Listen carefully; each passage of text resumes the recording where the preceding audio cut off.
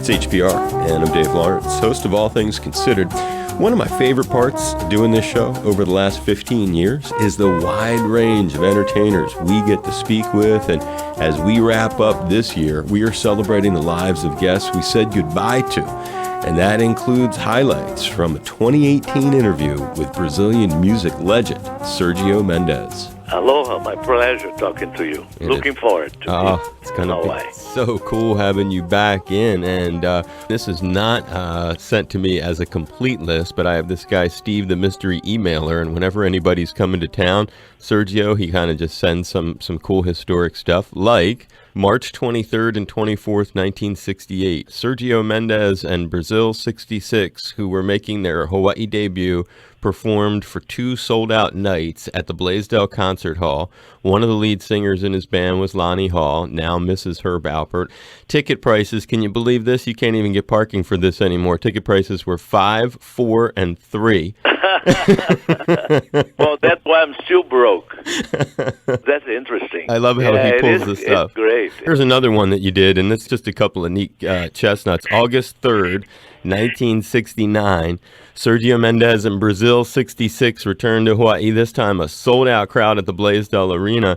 Ticket prices went up a little. Would you look at this? $5.75, $4.75, $3.75, but they were still getting folks in at $2.75. Oh, that's great. I love that.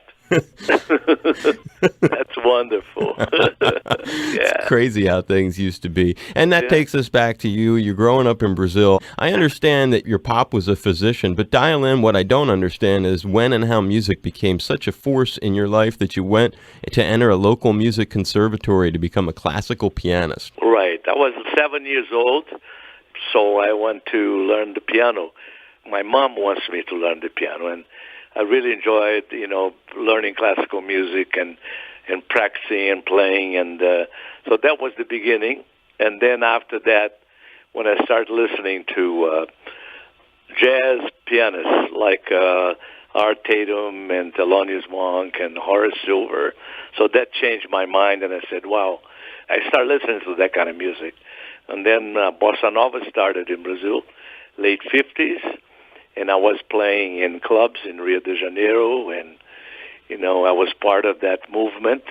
Antonio Carlos being the most important of all of them, and our greatest songwriter. And then in 62, there was a Bossa Nova concert at Carnegie Hall. First time I came to the United States. We played there with Jobim and João Gilberto, Stan Getz, Dizzy Gillespie, and then I went back to Brazil and came back here to L.A. in 1965. Then we started auditioning for record companies and met Herb Alpert and Jerry Moss, A&M. They were just starting the company, and they signed me to A&M. And that was the beginning of my career here. Celebrating another artist who passed this year, the great Sergio Mendes, one of many guests we're grateful for. Here on HPR and All Things Considered, I'm Dave Lawrence.